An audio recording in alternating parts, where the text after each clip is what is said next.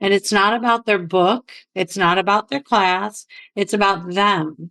And so what I want to do is promote them. That way, anything they do, this leaves room to evolve. Keep watching to learn more, and don't forget to subscribe. Book 4 in the new Thinking Aloud dialogue series is Charles T. Tart, 70 Years of Exploring Consciousness and Parapsychology, now available on Amazon. New Thinking Aloud is presented by the California Institute for Human Science, a fully accredited university offering distant learning graduate degrees that focus on mind, body, and spirit. The topics that we cover here. We are particularly excited to announce new degrees emphasizing parapsychology and the paranormal. Visit their website at cihs.edu. You can now download all 8 copies of the New Thinking Aloud magazine for free, or order beautiful printed copies. Go to newthinkingaloud.org.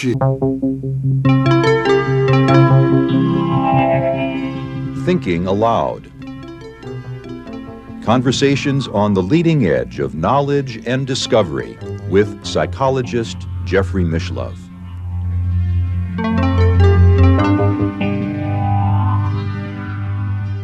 Hi, you are watching New Thinking Aloud, produced by Dr. Jeffrey Mishlove, and I'm a guest host. Today, I'm Dr. Debra Lynne Katz, and I am thrilled to be bringing you an interview with one of my longest time and best friends, Michelle Freed.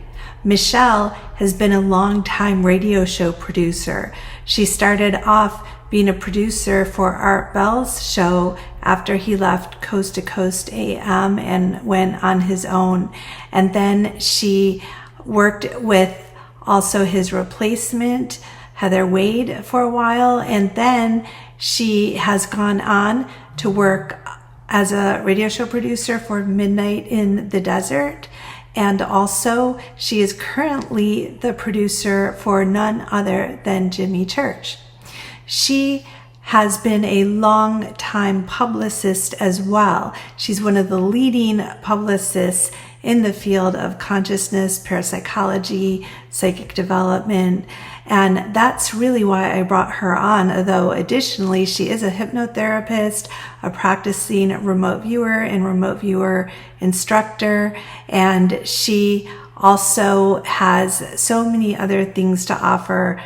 Way too long of a list to mention, but she is someone who can really speak to the topic of the business of spirituality. And we're going to take a really deep dive into that topic.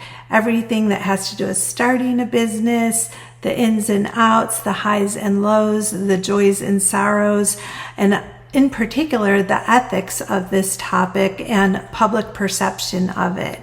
We have so much to cover. I want to thank you so much for being here with us today. Let's get started. Hi, Michelle. I'm so thrilled to have you here today.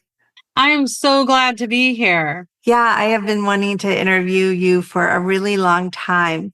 And I wanted to find someone who I knew would have so much input into the subject of the business of spirituality.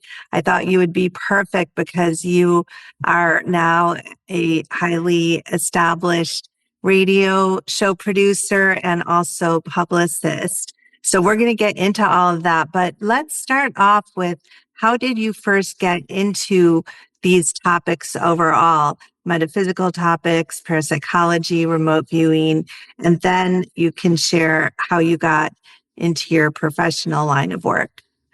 Okay, yeah. So I have to really give you credit for it because I don't know if a lot of people know that we grew up together. In 2000, I think it was 2011, I took my kids over the summer on a road trip and we came to visit you.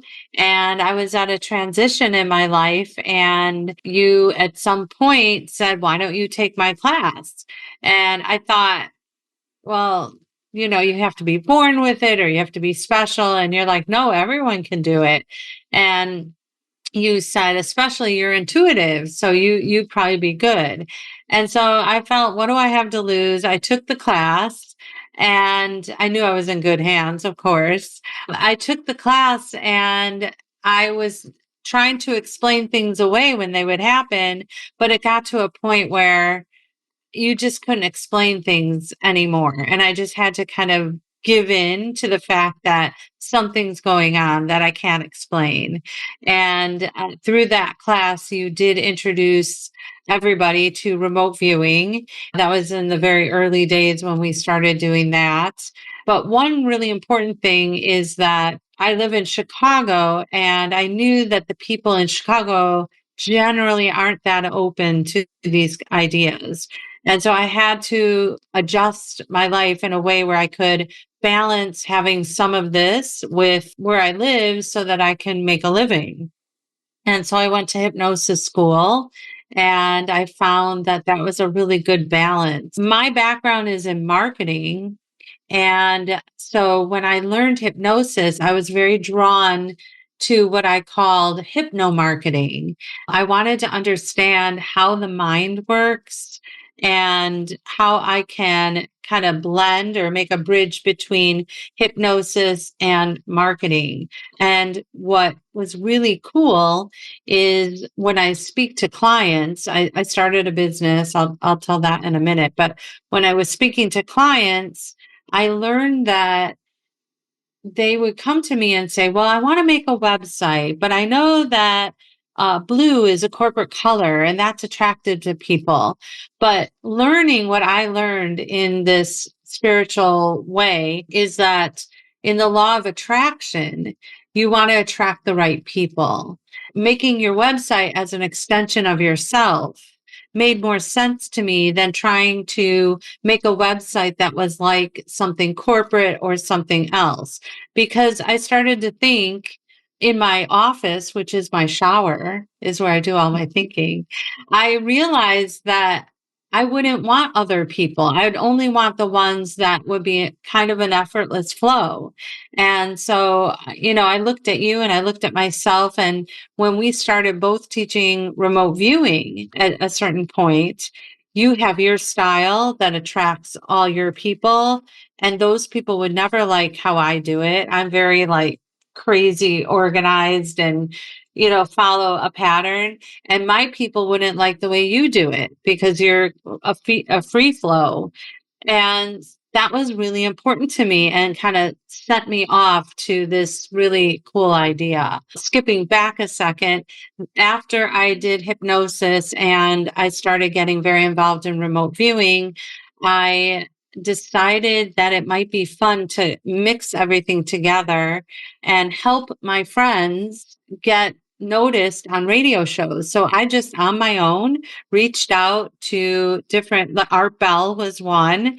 And it just so happened that they were looking for a producer. So talk about a synchronicity.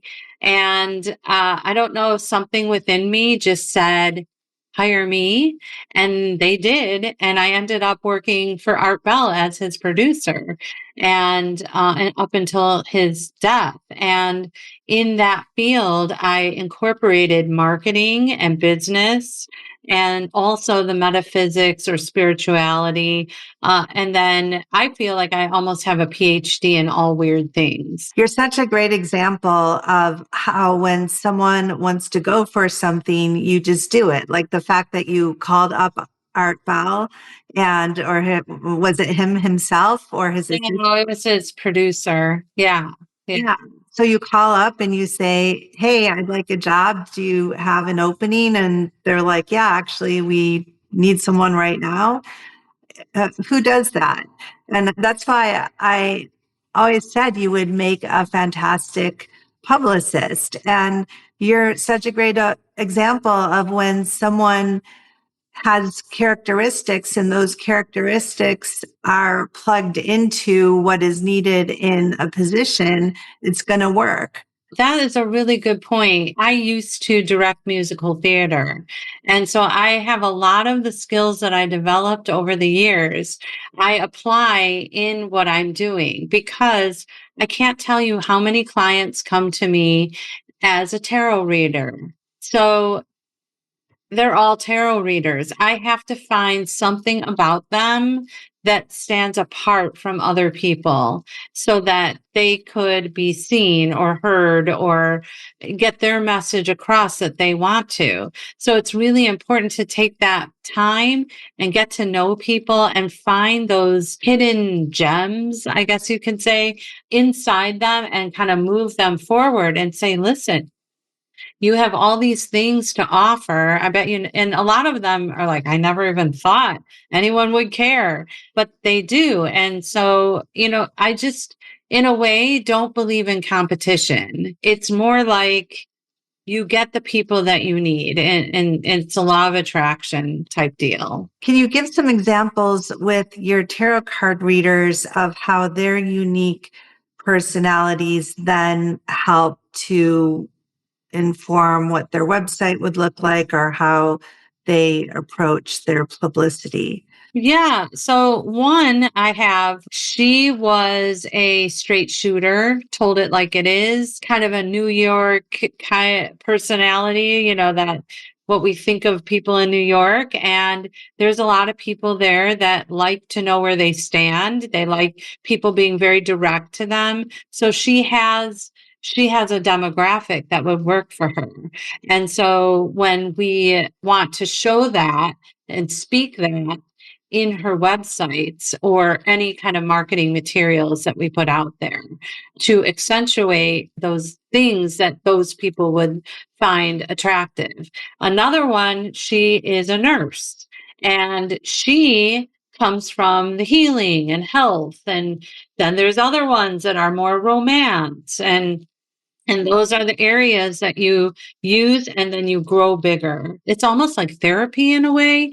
We'll sit and talk and I'll ask them questions that they haven't thought about so that they could make themselves more marketable. So one of my clients, her name is Dr. Kathleen Ball.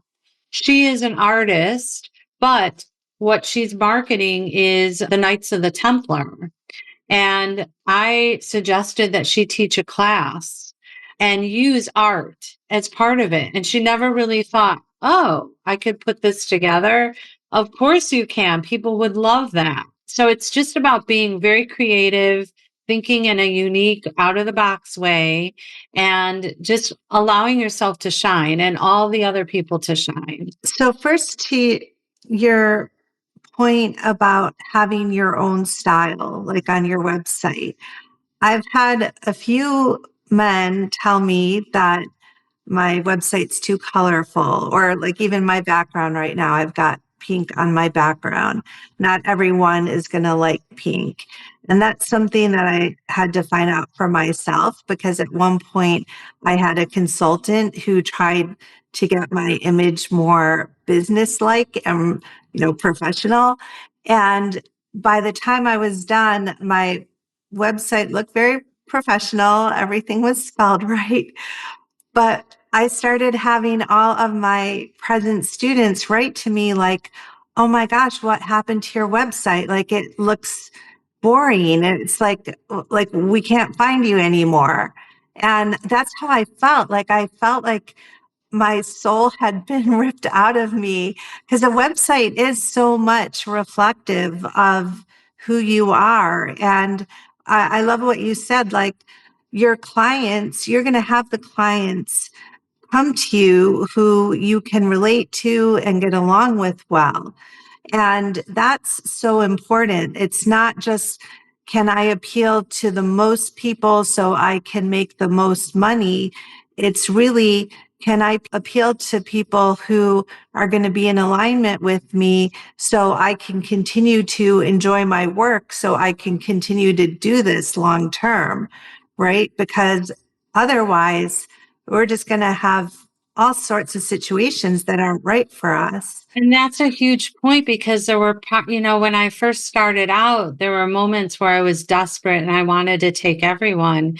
But boy, did I every time I learned why did I take on that client? Because it was so much resistance, not even conscious. I mean, it wasn't that I didn't like them or whatever. It's just that everything was hard or there was a block there. And then you had the contrast where everything flows perfectly and you're actually having so much fun when you're meeting with them and you feel really excited and so I thought it's not worth it for the money. Obviously we all need to pay our bills and stuff like that, but to me, to have that heavy feeling isn't worth it, and you have to be disciplined about it because there were a couple big huge dollar amounts I could have made, and I turned it down as hard as it was. I mean, I had to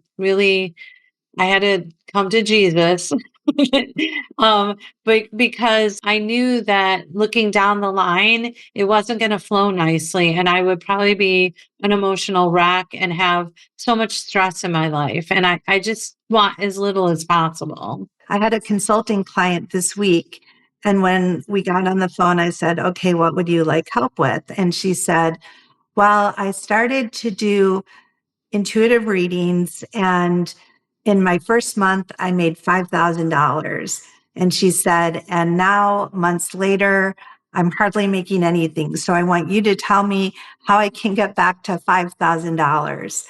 And I said to her, okay, what happened in between those months? And by the way, like, I'm pretty amazed to hear that you made $5,000 just starting off. Like, that's interesting and unusual. And she said, oh, well, I had a breakdown and then had to go. I don't know if she said she went into the hospital for a while, but she had a mental breakdown, was diagnosed with something like schizotypal, something similar to schizophrenia, but not quite that.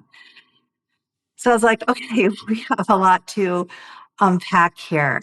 But the thing that struck me was her very first comment was, I'm here because I want to get back to my $5,000.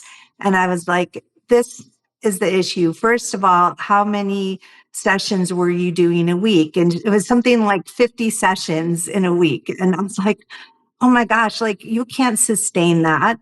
You know, even if you are in the best mental health, you do 50 sessions a week.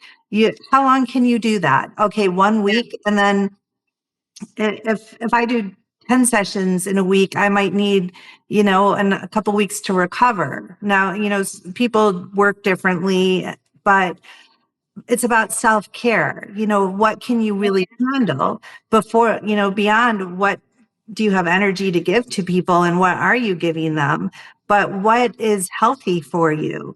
And would you agree that a person taking care of themselves and being realistic about what they can handle as far as workload, what they have energy for, what they have the mental capacity for, is always going to be more important than the desire to make a certain amount of money?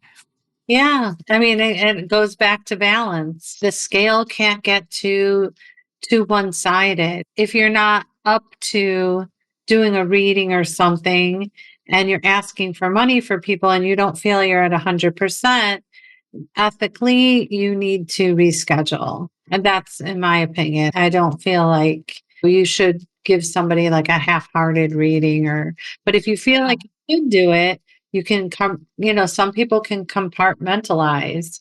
And if you feel like you're good at that, then fine. But it's usually, again, it's a sign of your body telling you that you need a break. It's more ethical to say, yeah, I'm not up for this. I'm not going to be able to do my best job. But then it's kind of an ethical dilemma because someone's scheduled, they've paid, and now you're having to change what you agreed to. Now, for me personally, I almost always reschedule. And then I have to deal with my strong desire to not want to disappoint people. And, sometimes people have been really looking forward to it, or they're in crisis, and they'll even say like, oh gosh, I cleared my whole day and I was really needing this because I have a decision to make. I'll feel just terrible, but I'll be like, I don't feel I'm going to do my best job. And then, of course, then most of the time people say, yeah, we'll reschedule, whether or not they voice disappointment. But it can be really hard to deal with that disappointment. And then, of course, there will be a few people that just say, okay, I want a refund. I'm going to go somewhere else. And you have to be okay with that. Like, that's just what I found all these years from the beginning. Like, the money is, like you said, part of an exchange, but the money, wanting that money cannot be what drives your choices when it comes to what's healthy for yourself. And are you going to actually be able to deliver what you're saying you can deliver? Yeah, I think putting my marketing hat on, I think it's important to have a disclaimer that everybody sees that says that, there's a possibility that this appointment can be rescheduled. That sets an expectation to them. You're explaining that everybody deserves 100% of a reading, and that will protect you, it will also let you a little off the hook if you're feeling a little bad or guilty, because you've already explained that this is part of my deal. And again, in the law of attraction, people that can't accept that, you don't want them, but people that can and they're happy, they're like, yeah, I understand that. Those are the ones you want. There are a lot of programs for coaching, and I believe, because I have had so many clients come to me who have been in these programs, that not all programs, but some of them are really multi-level marketing schemes. And so what's happening is they go in, they're told by someone, take our classes, become a life coach. You don't need to go to college. You don't need to become a therapist or get licensed. You can just be a life coach. And then, like me, you will be making thousands of dollars a month.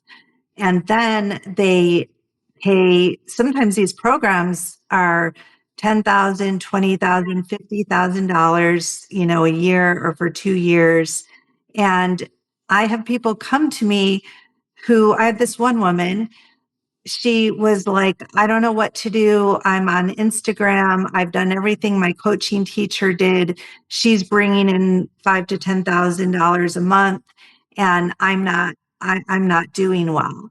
And I said, okay, how long have you now been a coach yourself? When did you launch your business? Didn't you say you better call Michelle at LITM Media? That was the second thing I said. Oh, okay. Or the third. The first thing I asked her was, how long have you been in business for yourself? And she said, almost 3 months.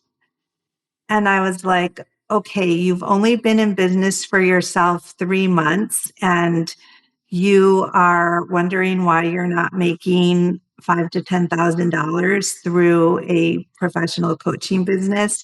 Okay, we have a lot to talk about here. And I was like, why do you have that expectation that you would? And what are you doing to market yourself? And she said, well, I'm on Instagram. And I was like, what about the other platforms? No, just Instagram. That's what my teacher is doing. And this is what I'm finding out, that people are being misled or scammed by teachers who are saying, all you have to do is this. But it is a multi-level marketing scheme. I don't have doubt that someone at the top is bringing in a lot of money, like through all of this training. But Yeah. But when you start to talk to the person, like, I'm like, do you even really feel what you got from your training, that you could help any person in any situation? Or maybe they don't need to help anyone, but did you really learn skills that you're confident can make a difference with people? And Right. most of the time they're like, well, not really. I learned a little bit, but I kind of already knew all of that. It was like more getting the credentials. So it's like, great, you just paid $50,000. You learned what you already knew. And now you're comparing yourself to this teacher who told you they're making so much money. That is so far from, what I know from my classes and starting off with beginning students, I don't even like to mention money because I know it's going to freak out a lot of people, and it sets the expectations, especially psychically, it freaks them out because then they're like, oh, I need to be operating like a professional, while I'm learning. And it's like, no, when you're learning, you need to just feel totally free to mess up, you need to be free to fall and to learn and to not have any pressures at all. So they're coming from like this totally backwards perspective, like, let's focus on the money first. Have you seen this with people? Yeah. I mean, that stuff is always out there. It's usually people that want something easy and quick, and they don't understand that it's work. It's a lottery if you can just skyrocket up there. But in general, most people, the general population, we have to work. We have to work and we have to set goals and things like that. The difference between certified and licensed is a little, anybody can get certified. Licenses are harder to get. And that was something I also saw for my client, the one that was upset she wasn't making the same amount she made in her first month. I was like, I feel like maybe you might want to go back to college and, take some counseling classes, go do a practicum, like actually get the experience and get the skills so that you really then would have that confidence level to be a practitioner. Because don't you find that too? Like someone might make money immediately, but if they really don't have the skills and abilities to be effective with people, they're not going to be able to maintain that very long. I mean, someone can be really good at marketing, but not good at the product. Yeah, needing to get the skills and abilities so that the flashy marketing is going to actually be an honest reflection of what you can really do. I'm finding that to be a big problem right now, that there are self-marketers that they build beautiful websites. They can have like a book cover that looks really nice. And then you look in the book and it's just like they didn't even write it themselves, or, there's no substance there.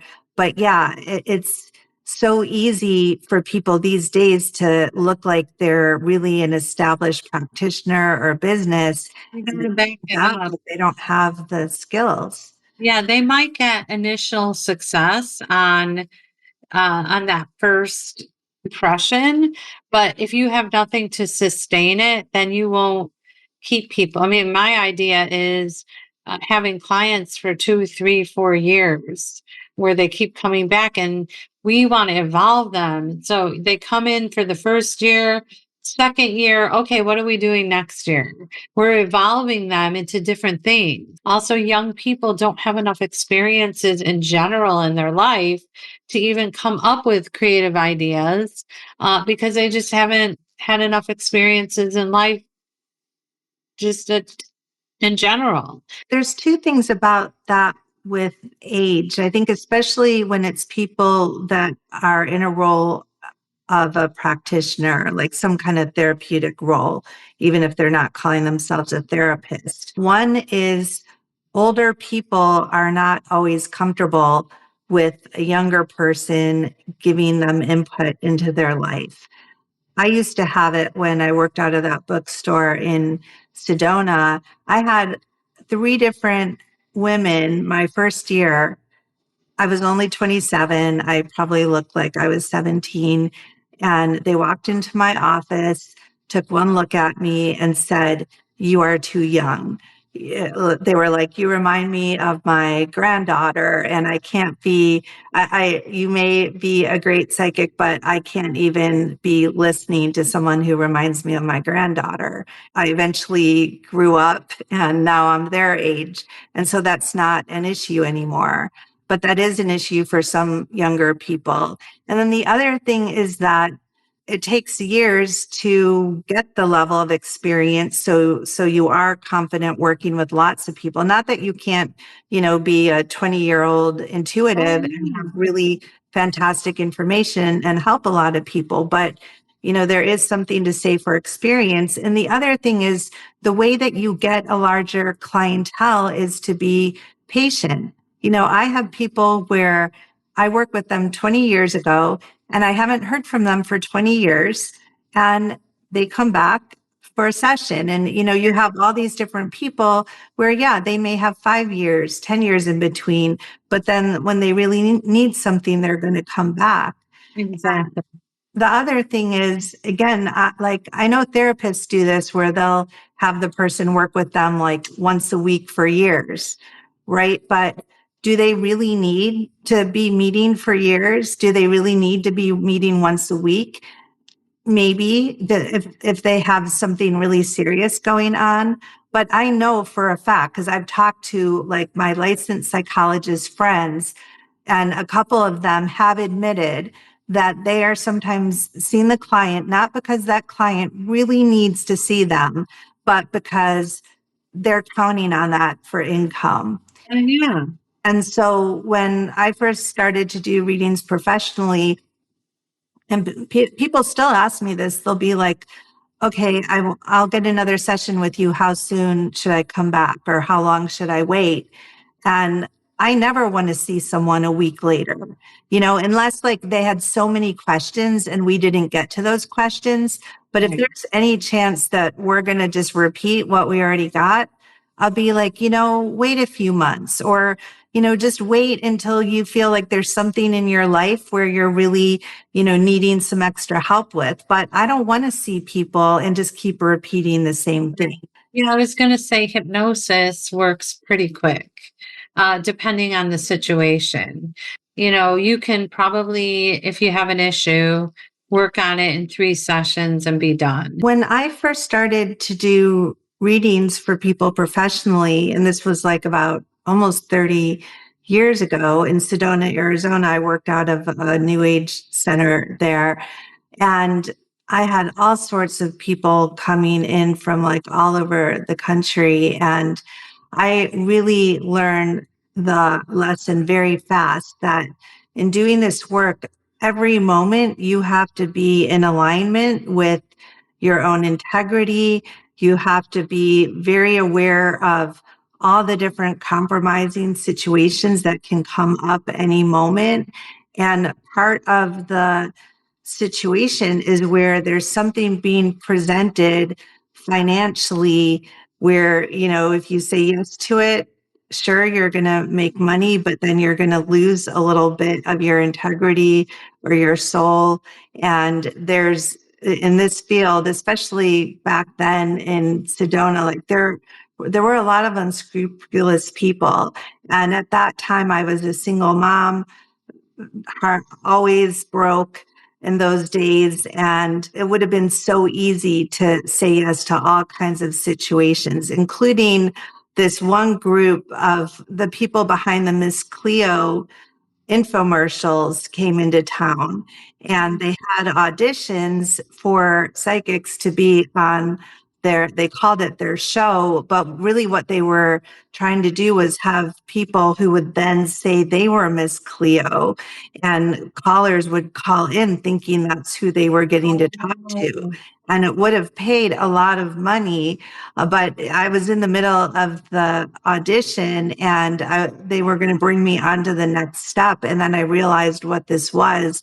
And I was like, no, sorry. And I walked out knowing that I didn't have my rent money for the month, but I just trusted that if I said no to that, something else would come up. And what came up was I had to go get a job apart from this work. I did my psychic work on the side, but I had to keep doing other work until that work supported my spiritual work. And I don't know if you know who Krishna Das is. He's a very well-known chanter. He does like ecstatic music. He's many of our listeners will know who he is. And back then I had a TV show in Sedona called The Psychic Explorer, and I had him as a guest. He came over to my little apartment, and I was really struggling because, again, times were hard, and I had left my job as a federal probation officer a year or two before that. And I had left a full-time salary to devote myself to my spiritual work. And it just wasn't supporting me yet. And I said to him, what can I do? Like, I really need advice. That was really why I wanted to interview him, was to, ask him some questions like that. And he said, there's nothing spiritual about being broke.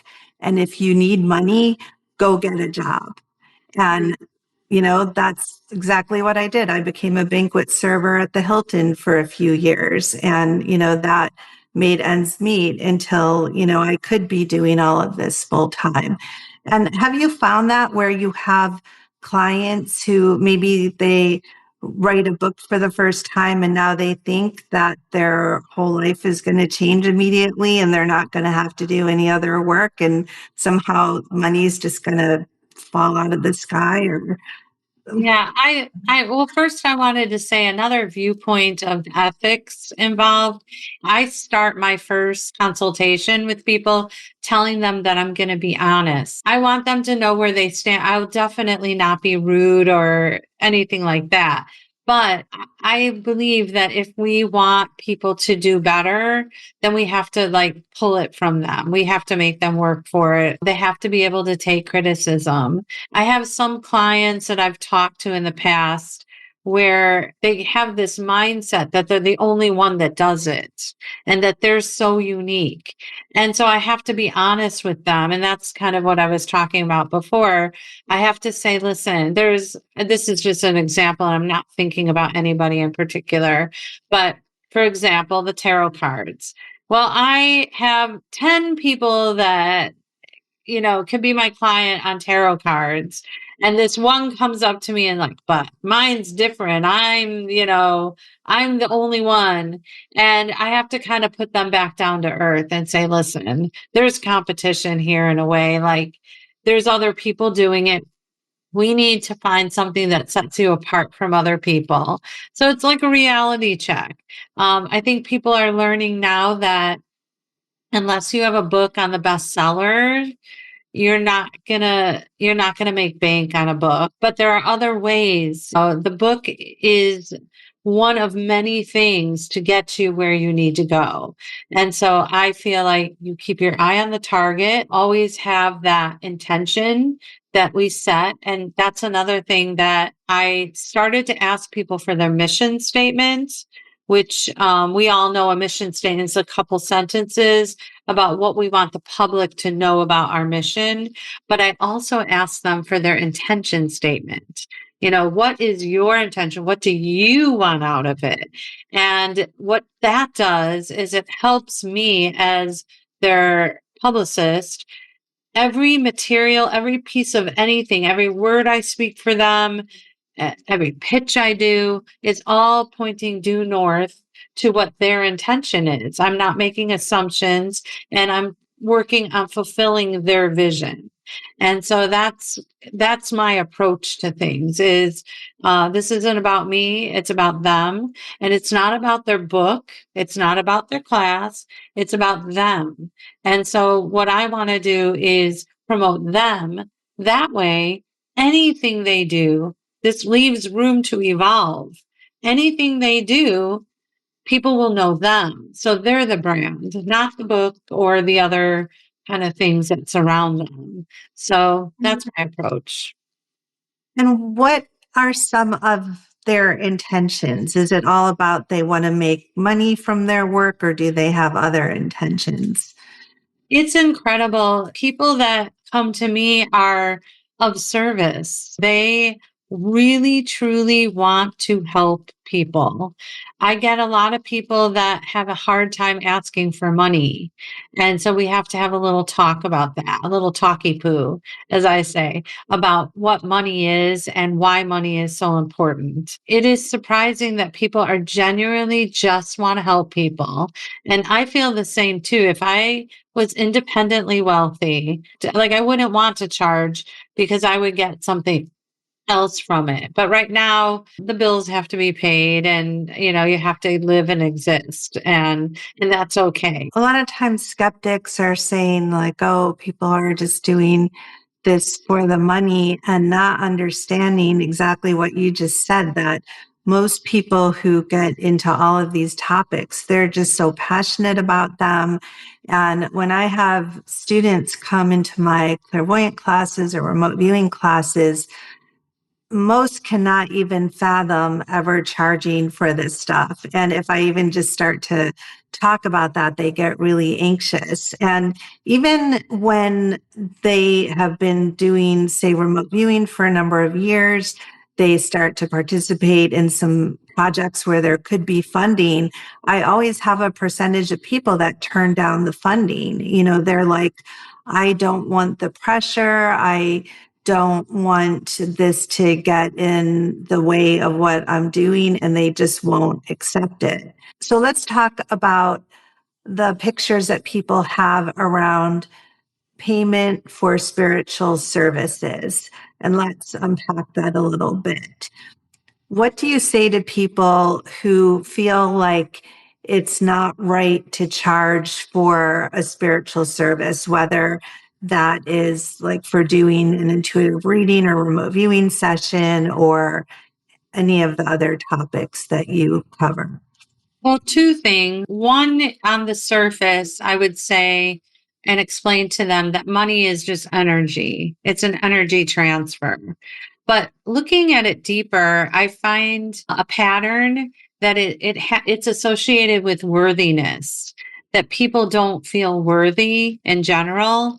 And so there comes the therapy session where you explain to them the value that you're providing to these people and how you potentially can be changing their lives and so many positive things for them. Sometimes it's even priceless. We have that kind of talk about it.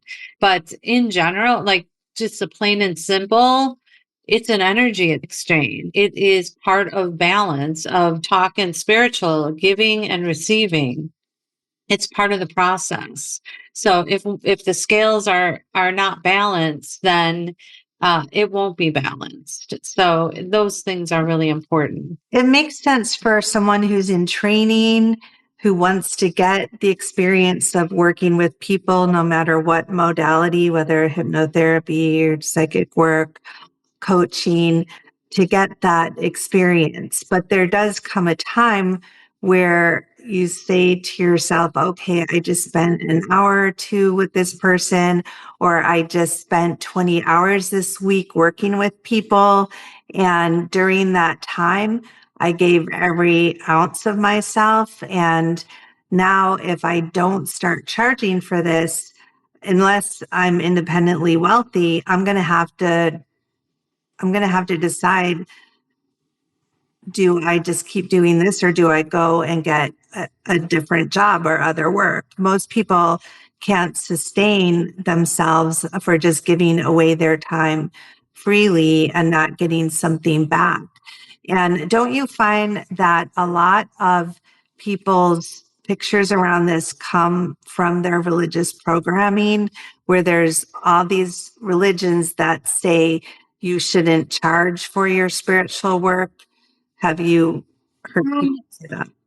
I don't know if it's more like charity. People seem to have this thought like when you're of service, it's more like a charity situation. And then it's frowned upon to ask for money when you're giving charity. To me, this is not charity at all. It's along the lines of being like, we're not therapists, but it's emotionally invested in people and helping people to become the person that they're supposed to be. It's not charity, go bake a pie or a cake for somebody and then give it to them, for charity, or donate money or something like that in a proper environment. But what we're doing is literally helping people potentially be better. They're asking for, and even people that can't afford it want to pay. So people that are asking the money aren't realizing that these people do want to pay. You're going to get some people that are trying to get freebies, of course, but really good people, ethical people, they want to. So you're just fulfilling this bargain, this giving and receiving contract. In my mediumship class, I have the students do presentations on well-researched physical mediums. And as some of the students were presenting on their mediums, they were making the statements, this medium is trustworthy because they never charge for their services. And that came up with about 3 of the well-known physical mediums from the past. And I had to point out to the students, because when that's getting reinforced, these people are believable, we can trust them because they never ask for any money at all.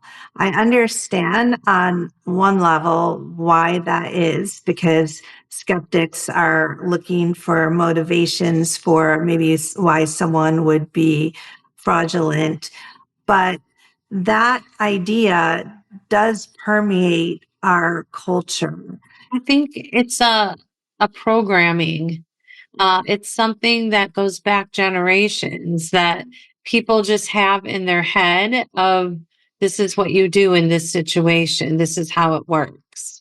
And it just gets. We find so many religious leaders that are living very well. They have their housing taken care of. They have all their meals taken care of. Everything is paid for. So then they're free to devote themselves to service to others or to prayer. And yet, where's the money coming from? It's coming from the people. So this is really where people don't realize, like even the gurus in India, every single need is being taken care of. Not only do they have everything paid for, they may have a whole entourage of people. Sometimes they have hundreds of devotees that are not only there to run their errands, to clean the ashram, and I forget the word for that, of where everyone comes together and cleans the ashram. If I had people coming to cook my meals, clean my house, pay my bills, I would gladly give all my services away for free. I would give all my classes away for free. And by the way, if anyone is listening and would like to send a donation of, $5 to $10 million, I think I would be good. Or if you want to come over and clean my house, I'm not going to stop you there. But it still is a business. That's the point that I wanted to make. Like, whether you have a business model of each person who gets a service is going to pay you directly, or your business model is someone's going to pay you, and then that your services could go out to others, not necessarily just the people that brought that money in. Whether you call it a donation or a payment, in a way, it's the same thing. It's just what we're calling it and our pictures around it. And I think this becomes more clear today, where, say, a lot of people have the business model of memberships. Like, we're going to have a monthly membership fee, or they don't call it a fee, they call it a donation. So in that case, what's the difference between a donation and a fee? This is such an interesting topic. I would love anybody listening to share what they think about this, because I think we can learn a lot from everybody else too. I'm sure there's other people that have a different perspective. My perspective of religion is there are certain people that really, really need it to function, and that they would probably be willing to spend any amount of money that they need to keep it up, because that's what grounds them and that's what they need. And I don't have any judgment. It's just the people that are kind of forcing it on people. But I also think that when we're talking about religion, like ritualistic stuff, it's a lot about the programming and expectations. And they're kind of consistent with different things in different religions, but the expectations are very consistent. I think this is related to the way that people perceive our spiritual and intuitive abilities, because for a long time there was a perception that your intuitive abilities are your intuitive gifts, and they're gifts given by God. And that means if they were given by God, then they should be shared freely. And this is where I think that line of thinking falls apart when you look at anybody who has a special ability. Like, why should someone who plays basketball or football, and they're very good at catching or throwing a ball, which, we're not too good at that, or they could run fast, or they have a beautiful voice or a musical talent. It's okay for them not even just to get paid a little bit, but to get paid mega millions of dollars. Like, how is that not a gift? But then someone is using their intuitive abilities and they're told, well, that comes from God. You should just give that away freely. And if you're not, you must not be authentic. But this idea that only a few people have these special gifts, that idea is starting to fall apart, because we have so much evidence now showing that people can learn to develop this innate skill. It's not just a gift, even though some people may be more talented than others. But it's not even that they're learning, it's that they're becoming aware. With a lot of social media, we can reach more people. It's a lot of access. And plus, people are more open. When I started working with Art Bell, I would get phone calls all the time where people would tell me about that they felt like they had an abduction one night. They don't really remember, but some things they do and the whole thing. And I'd said, "Oh, do you want to come on the show and talk about it?" No way. None of them wanted to come on and talk about it. But now people are more open and they're realizing there are more people out there with similar stories and things like that. Obviously, you have a few people that might be not, what they're saying isn't really true. It gets diluted by our vocabulary. So I'll give you an example. I was in Oklahoma and we were teaching remote viewing. Well, we were giving a little presentation to the Oklahoma Police Department. And I realized I couldn't go into the Oklahoma Police Department and talk about psychic abilities. So I had to change my vocabulary. I had to use words like follow your gut. What's your instinct say? I had to use different words, but basically everybody's feeling the same way. They always have a gut feeling. People will go, oh my gosh, I had a dream last night and this came true. And so even people that claim they don't believe it, they don't even realize that they're having these experiences.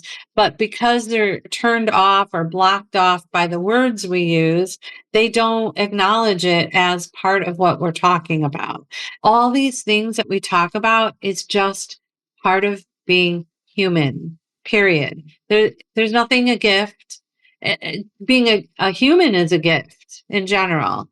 And all the different skills and things that we can do, that's all part of being human. You got the piano gene. I got the singing gene. Someone else got the sports gene. That's it. But we all have abilities to do everything. And people deserve to be compensated for their time, their experience, their work. You know, whether you're a nurse, a doctor, a teacher, we would never say to a talented teacher, you shouldn't receive a salary because you're too talented. You should just give this away. We wouldn't say that to anybody, but then this is being said to practitioners, to intuitive practitioners and others in this field. Now, on the flip side of all of this, we know that there are people that are fraudulent or maybe have talents but take advantage of people. People come and they say, you know, well, how can I trust this practitioner, like what they're telling me? Or how do I know if someone's being a con artist and isn't real? And I have a couple clues to that. One, I always say if the person tells you that you need further services and they say that they're the only one that can help, or there's only one thing that will help and they have it and you have to pay them more money than you paid for your initial session, then away as fast as you can, right? Because it is never true that only one practitioner can help somebody or that there's only one way to help them. If they're saying follow-up services are needed, they shouldn't cost more than the same price as the initial session. I would even go even before that. I would say if we could interview 100 people on this subject, I would say that 95% of the people had a gut feeling that this person wasn't someone they can trust. Because if they're asking, then they're questioning. You know inside when someone's the real deal, and you know when there's a red flag that pops up. It's just the fact that we dismiss it, or we want to believe, or something like that. But really, I think 95% of the people just need to listen to their body and what their bodies are telling them. Part of the problem is that there are some people out there where we can't even say they're frauds as far as psychics, because some of them are very psychic, but they're also con artists. So what happens is it's usually the people that have the shops with the handout side. There is a whole network of people and doing this. And some of them will be very psychic. And then also some are good at just saying things to make people believe that they are. But the problem is that a lot of people who come to psychics, they think if they hit on something really strong and maybe it was very authentic and it's really mind-blowing what that psychic told them, then they believe everything that they say. And that's the problem. And this isn't just a problem with psychics. This is a problem with any spiritual leader, right? And any religious leader, that people give too much trust because they did something to help them. They did something, they inspired them.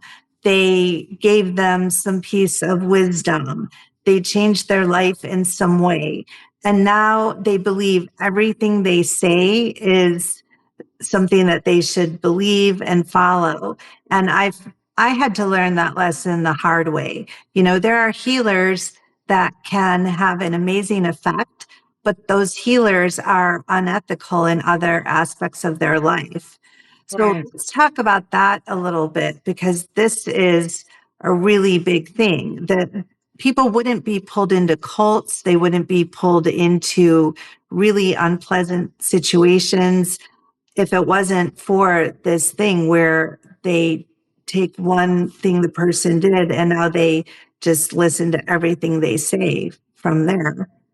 I think that paying attention is very important because I think the signs are there. There are times when we're not paying attention and then we get sucked in. Ultimately, you're going to get that gut feeling. I strongly believe that people know. I've talked to several people. I don't know if this is related, but it kind of is, where they have gone through a divorce. And I asked them before they got married, did they know? And they're like, yeah, I knew not to get married.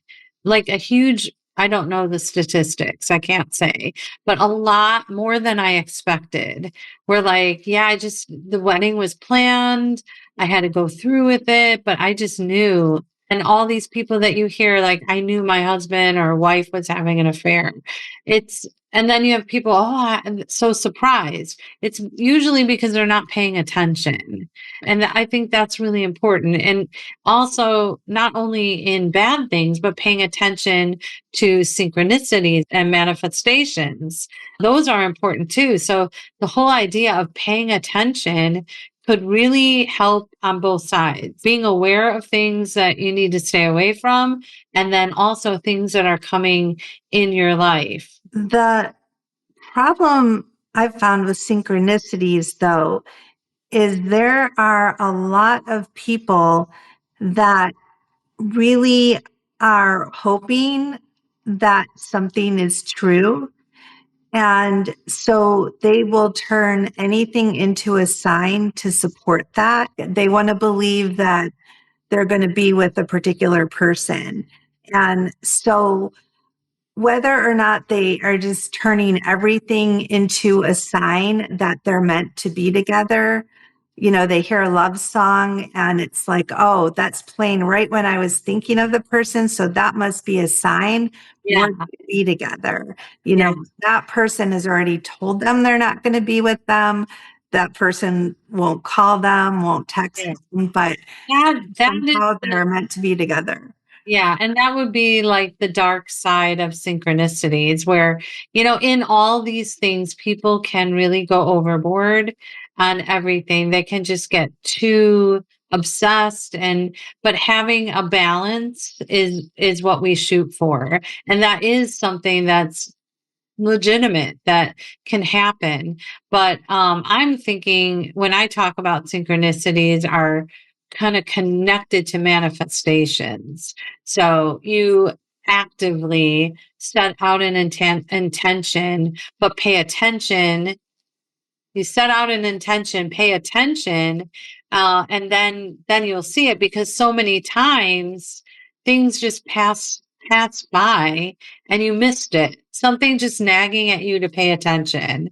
And then you keep ignoring it.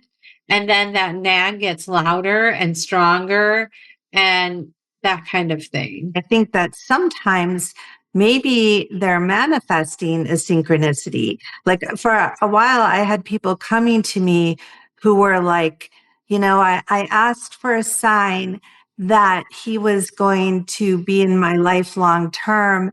And I was walking on the beach and I found a heart-shaped rock. And then in this one example, they came back a few months later and they're like, oh, he told me he's married and we're not going to be together. So why did I find a heart-shaped rock on the beach?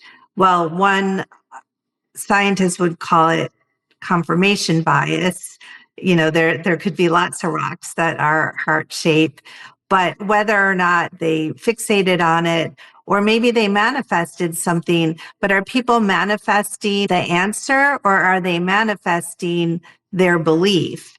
If I say, I intend to see a sign that says we're going to be together, then maybe I'm just seeing that sign because that's what I wanted, not because life is telling me what's really going to happen. Yeah, exactly. It's a perspective. They could see the signs, but they have to be open enough to realize, like, what does that sign actually mean? The heart, rock. Did it have a crack in it? They're just going, oh, it's a heart, but was there a crack in it?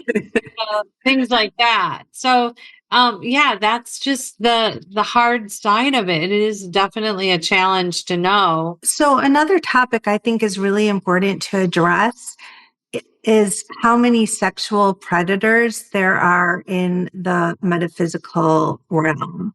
And I want to talk about some of these topics. And in some ways, I feel like, oh, I'm not supposed to be talking about this. And I was thinking about this last night because I was writing down some of these topics and I thought, wow, there is, I don't know where this comes from that we're not supposed to talk about it.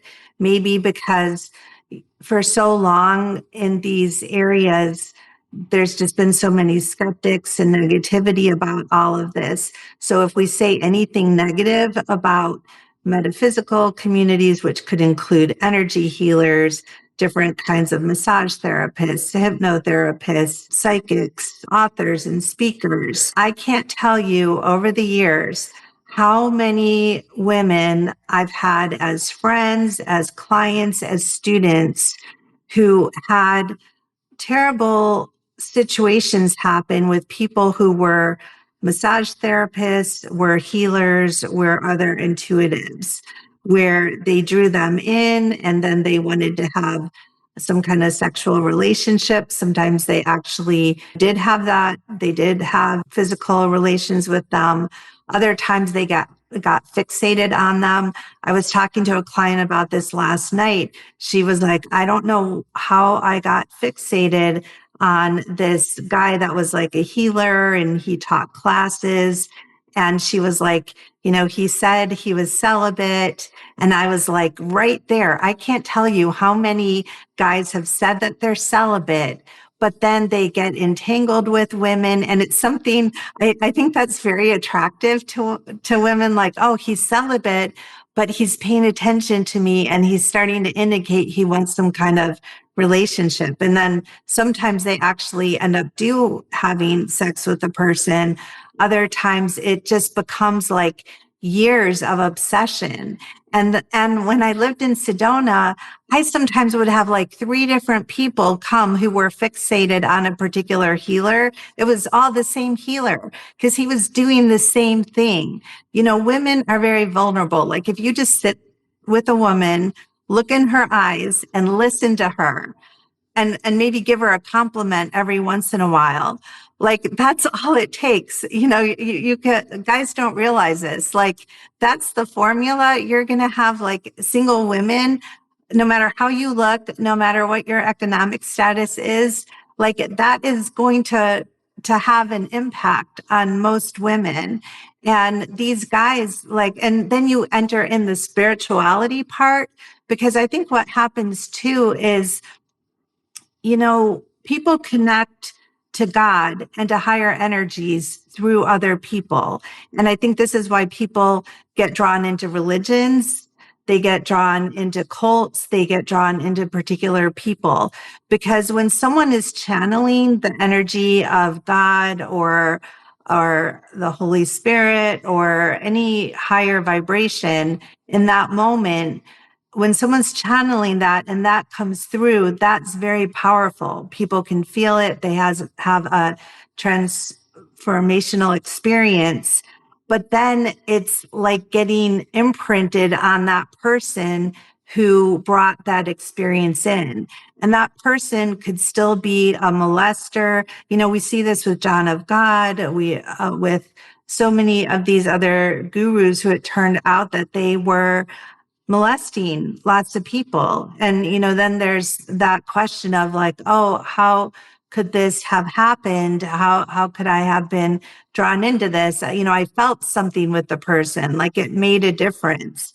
And so they're confusing the person for that energy that's coming through. I'd like to see women understand that they don't need a man to complete them. So in that movie with Tom Cruise, there's this big scene where I think he says, "You complete me." And all the ladies go, "Aw." To me, that's the worst thing to say. So I'm thinking, complete yourself and find somebody that completed themselves. And that's when you're going to have this amazing relationship, is having two people that are already complete and then blending in all into one. So that is really I think the bottom line of all of this, that women would not be in those situations if they were confident. They wouldn't be looking, they would be holding themselves to a higher standard and expect more from another human being, somebody that lifts them up and makes them better, and someone that they could feel like they could make better, and that kind of thing. So to me, it's about empowering men that need it and women that need it. And that's really how you solve the problem, is having confidence. Well, I agree with that. I don't know if you could just easily have someone suddenly get confident, though, just by saying you need more confidence. Like it, I think telling them. But it's something they should be working on. And throughout my life, I was never the kind of girl that like dreamt about getting married, or I was really more like, I want to be a mom kind of thing. I wasn't really into the romance and all that stuff. But my friends were, and I would call them desperate. And I didn't like how that looked. And what I understood is that they lack confidence. And the idea is that they may not even be aware that's what's going on, because I think that a lot of women will go for men that aren't good for them because they don't feel worthy, that they could have somebody that is an upstanding person that treats them like a queen, that kind of thing. So I think that women need to make this choice to work on that. We also have body image that has plagued me personally, how we're supposed to look and all that stuff. None of us would be feeling lacking if we could work on being more confident. Totally agree with that. I do think there is another element, though, and it's an energetic element. And I see this when reading people and seeing energy connections. So if someone goes in, let's say, to a healer, and that healer is blasting sexual energy at, like, all through them and, actually touching them, then there can be an energetic connection that the recipient feels. People who are empathic can feel other people's sexual energy and not always know, is this mine or is this theirs? Especially if theirs is running through their body. And even if, let's say, they're a little bit more open, they're single, they're looking for someone, but this person, they start off where this person wouldn't be right for them at all, but they start getting this energy blasted through them. So I've seen that between people and like healers, which is one reason why I started to recommend to people that they're susceptible to that. They might not have someone of the opposite sex, or just, these days that doesn't matter because it could happen with same-sex people, just needing to look out for that. It really is about, is the practitioner setting boundaries? And of course, this is true even with therapists or counselors. Like I've had some very strange experiences with licensed therapists even. I was going to say that what you're bringing up can also happen in corporate. It's anywhere. And, it is about also paying attention, being aware when you're in this kind of situation, pay attention and listen to your gut. If you feel like, ooh, something's not right, run. Don't look back. Well, and the reason I'm bringing it up, though, is in the realm of spirituality and metaphysics, when people have the belief that, oh, this is the person I trust, this is a more spiritually advanced person. I think that's it, is that there are a lot of people that will look at someone who's an author, a speaker, even, someone here like being interviewed, and especially someone who is speaking in spiritual terms or godly terms. They're already looking at that person as better than themselves or more powerful. And when that energy exchange starts to happen, both sexually, but also spiritually, again, they're channeling that energy. That is a fatal combination. And that's where I think people, especially a lot of women, are getting just sucked into these cults, getting sucked into all sorts of things. I think that can even happen with a highly confident woman. Maybe though, if she's highly confident, like you're saying, she'll notice something's wrong. Or what usually will happen is she'll speak up about it. Whereas someone who's not confident will not speak up about it, and then they'll continue to get pulled in further and further. Yeah. I mean, anyone can have like a vulnerable day, a vulnerable moment. Even the most confident person can get sucked into any of these situations. But as you're talking, I mean, the example of doctors comes to mind. We're supposed to listen to doctors. We're programmed that they're the authority on medical issues.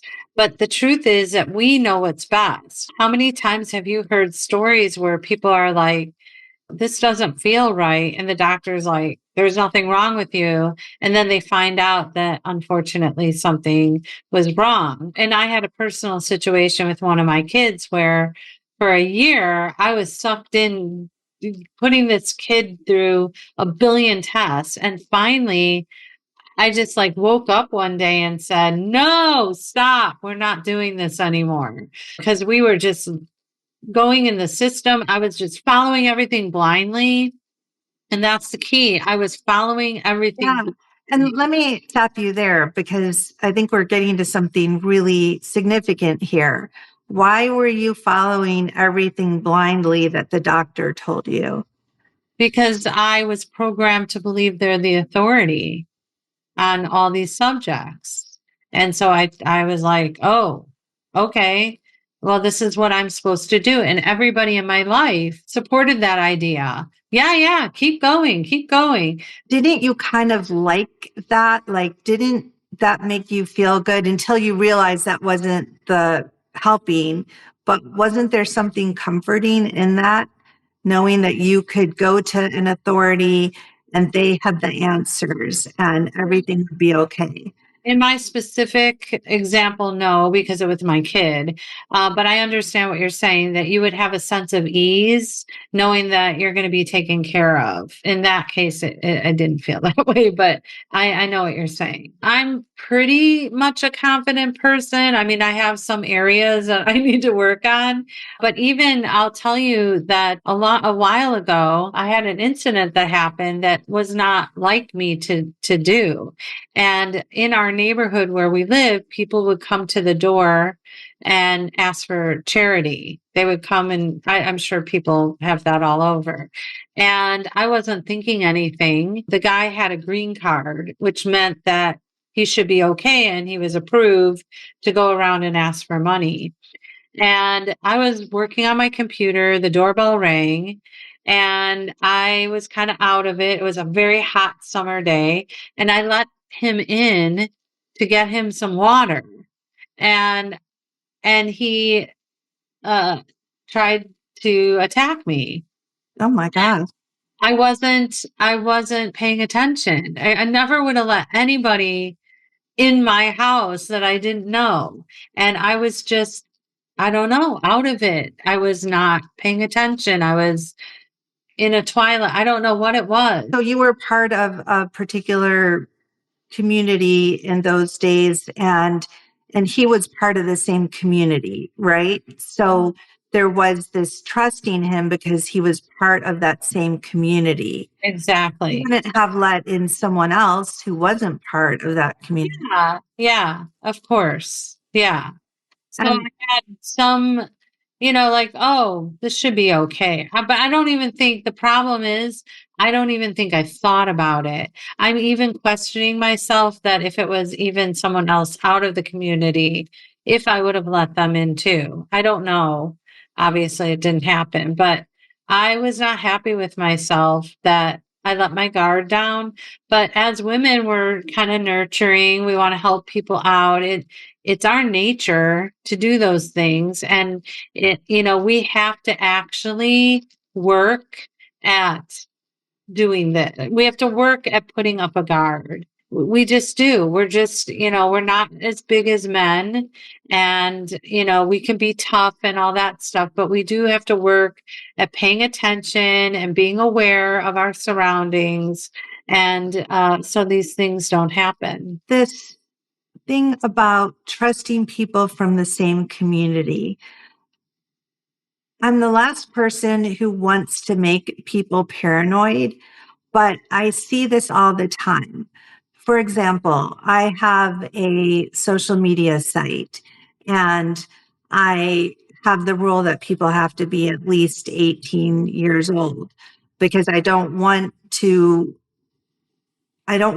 bring about a connection between younger people who are too trusting with older people.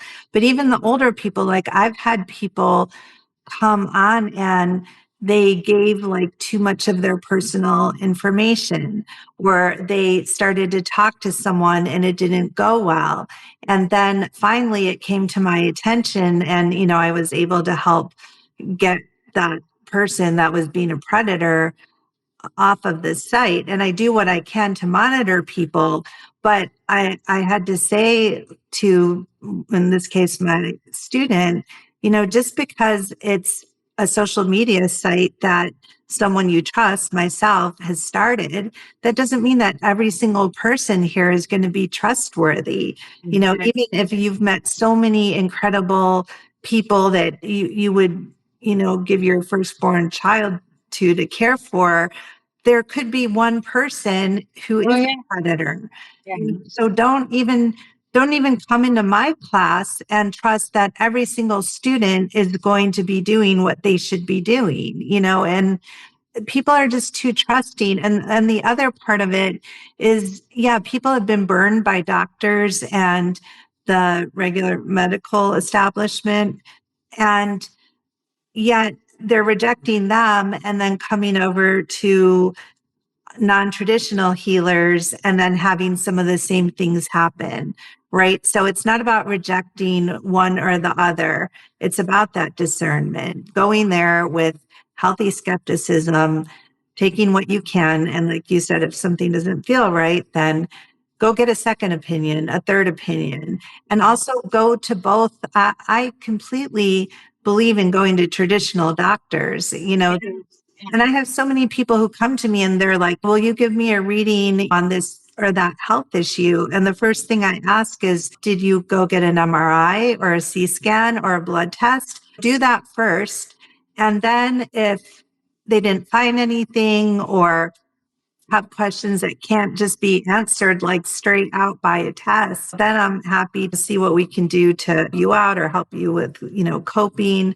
But there are far too many people that are not taking advantage anymore of modern science. And remote viewing, a MedApps version. And this is something we say, we'll do scans, we'll tell you this, but you have to seek a doctor too. Finding this to really be a big problem, that people are rejecting different treatments that are actually readily available to them.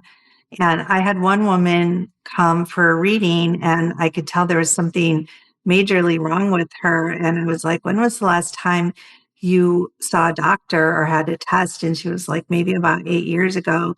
And I was like, you know what? I want you to go to the ER right now. Like, we're ending the session, go right now. And she did. And they told her that if she had waited any longer, she would have died. So she had some issue with her heart, and she was like on her deathbed. So, I guess coming to a psychic there helped, but she should have gone and she had been having symptoms for years, but she just didn't like doctors. So Michelle, you're a radio show producer for Jimmy Church's Fade to Black. That's a radio program that airs every evening. Yeah, Monday through Thursday. Do you ever have people approach you where you don't really believe them and then wouldn't want to work with them? Yeah, I had I had a guy who was a Holocaust denier. Yeah, I was like, I'm not comfortable with that. So yeah, and then there was another guy. This was actually for our Bell show. It's kind of a funny story, but not really. This guy called me up, asked if he could be on the show, because so he could tell his love story with Dolly the dolphin, and he claims that the two of them were in love, and he has like it's I could tell everybody to watch it on YouTube. There's a doc, but once you see it, I'm just warning you, you can't unsee it. Okay? You can't unsee it. I'm traumatized by the whole Oh thing. no. Oh So no. I don't think I want to obviously, see it. I would not. I would not put him on the show for sure. Neither of those. Yeah. So, yeah, that was, yeah, not good. Really not. Oh no. Well, I think that's a good note to end on here, Dolly.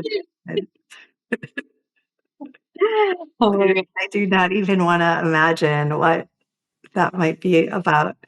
Thank you so much for being here and being willing to talk about these really difficult topics, because they are. And I loved what you said earlier, like you wanted to hear from the audience. And, there's a place on the YouTube page where they can put their comments. And of course, we ask people to be, respectful and I think we really have had a balanced discussion here about these topics. But so we ask people to be respectful, but to say what they think as well. Yeah, I will check back and respond once this is aired. But yeah, I think that it's really like we can talk, we talk all the time. And then we also have our own podcast too. And we talk about these things, but we were on good behavior here on the show. We might get into it a little more on our own private show. Yeah, and we could say our show is called the PsiChicks, and we just film an episode maybe right now, like every other week or so, but you could also find us on YouTube. And yeah, we're a little less formal there. We like to be silly and kind of goofy. We're not at all like that here, of course. No. But yeah, when you're talking about ethics, there really is not necessarily a right or wrong answer, and we've given our opinions. But I think just putting a lot out there to think about it, and yeah, it'll be interesting. Yeah, and lots of different perspectives that we didn't even think about. So that's what I'm excited to see. Just things that make me aware of different people's point of views. So I am excited to see that. I hope people will do that for sure. And yeah, if they want to reach out to me, they could also. And yeah, it's all good. Sounds good. All right. Thank you. Till next time. Yes. Bye. Bye.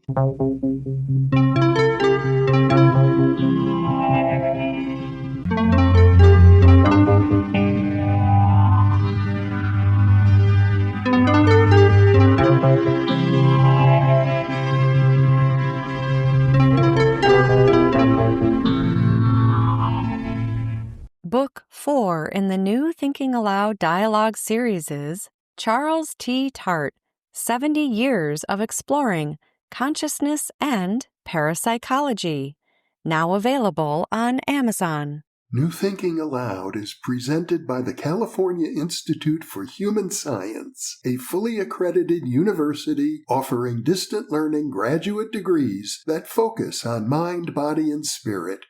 The topics that we cover here. We are particularly excited to announce new degrees emphasizing parapsychology and the paranormal. Visit their website at cihs.edu. You can now download all 8 copies of the New Thinking Aloud magazine for free. or order beautiful printed copies. Go to newthinkingaloud.org. The Complete Clairvoyant is a 3-volume set that teaches you how to access your own intuitive abilities for practical applications. These include You Are Psychic, Extraordinary Psychic, and Freeing the Genie Within. You can find these on Amazon, and you can also listen to You Are Psychic on Audible.